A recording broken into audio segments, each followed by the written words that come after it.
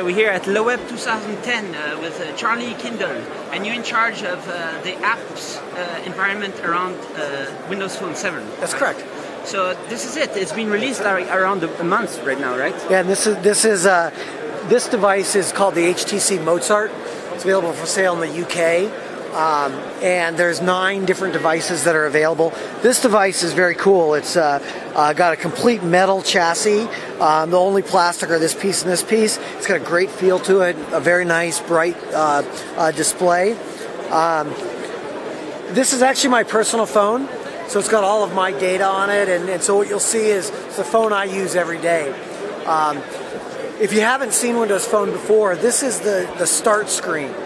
And the start screen is made up of what we call live tiles. And you'll see that they're alive. For example, the Xbox Live tile is showing my Xbox Live avatar. And I can go right into the Xbox Live application and see all my games. I can see my achievements and leaderboard with Xbox Live. So for example, I can go in here and this is my avatar on Xbox 360 and my achievements.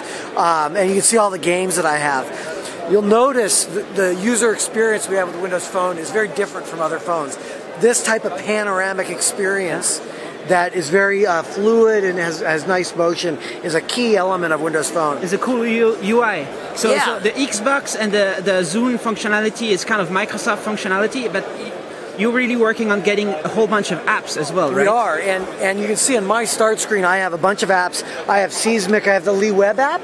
Right, so I'll start this up as an example of a third-party application for Windows Phone. This one is for LeWeb. It's in French, but I can sort of read it. It's downloading content from the LeWeb website. Looks like, and they have some problem with their website. But you can see even third-party apps have that same kind of beautiful, engaging look and feel. Let me go to another one. I'll go to I don't know. This is a very cool app. It's called Cocktail Flow. Yeah. Do you have a favorite drink?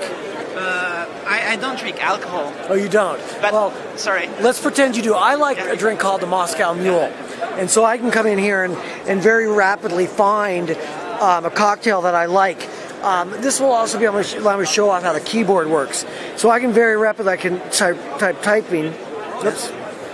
So the SDK to develop apps for Windows Phone 7 has been out for a bunch of months before the actual phones were out? That's correct. We actually announced the development platform in March of this year at a conference called Mix. Okay. And we released the first version of the tools then. We've done 3 or 4 releases since then. They're now, the final full release and available on our developer website, which is named create.msdn.com. That's Microsoft Developer Network. So what are you trying to do to present the platform as more powerful or different than Android and iPhone in terms of the app ecosystem? I think the first thing is developer productivity. Building an application like this one is extremely, well, not extremely easy, but it's very productive with Windows Phone. And you can see in an app like this, I'm going to go to I'll go to another drink and watch the transition you get here.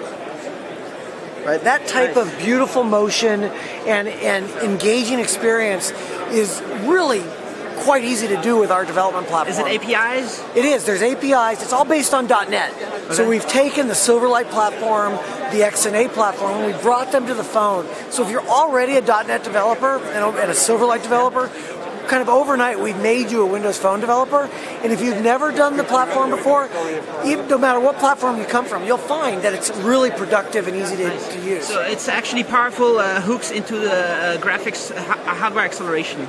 Everything you see is hardware accelerated by the GPU.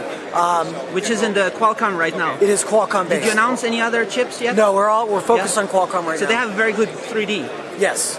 But it's still a 65 nanometer chip. Was it 45 nanometer? I'm sorry, I don't know. But so there's also hooks into the gaming and all that. It is. Let me give you an example. Let me show your readers an Xbox Live game to give you an idea of the type of performance that we have in these games. I'll run. I'll do Ilo Milo. It's good. Ilo Milo is it's a game designed for normal people. It's not really a hardcore gamer game, but it is definitely a 3D game that people of all types find fun. Excuse me, doing a lot of talking. Yeah, sorry. So Ilo Milo. Can you connect this to an HD TV with an HDMI and play it on the TV? We do not support that in this release. No, Okay. we don't. So the phones don't have HDMI output, right? Correct. Okay. So let me go in and we'll start Ilo Milo. There's a little story that goes along with it. I'll skip that. It's loading the level. There's the games that we have in the marketplace. We have dozens and dozens of really great games right now. There's 3,500 applications already in the marketplace for Windows Phone. Nice. And we're only a month in from the phone being And the market. the upcoming features for the application platform, you're going to release some things very soon? So we just really got started. So we're focused on what we have available right now, and there's a lot of APIs and capabilities that are available to developers today. So this is the game, and the way it works is you can rotate around using the accelerometer. But what you do is you lead your little guy around the map and collect these things. And as you go around, you eventually get to some place where you need to change the perspective.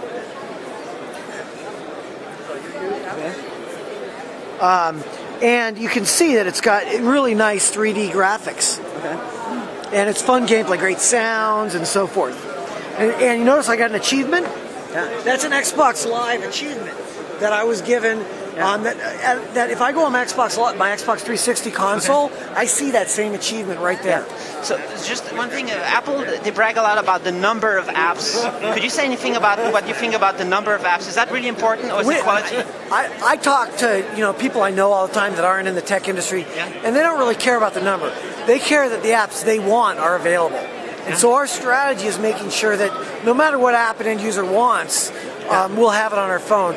And with the number of apps we're seeing and the quality of them, we think that's the case. All right. Because when they say 300,000 apps, aren't like many of them fake apps or like copies or something, or like generated? Do you know anything about that? Well, I mean, that's an awful lot of applications. And our strategy is to make sure that there's the quality applications that end users expect are there.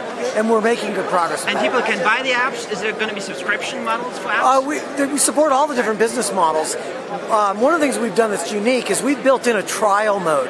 And so most of the applications that are paid for apps in our marketplace automatically have a trial mode. For no cost, you can download it, try it, and if you like it, you can automatically go to the marketplace and buy the full version. Okay, thanks a lot. Thank you.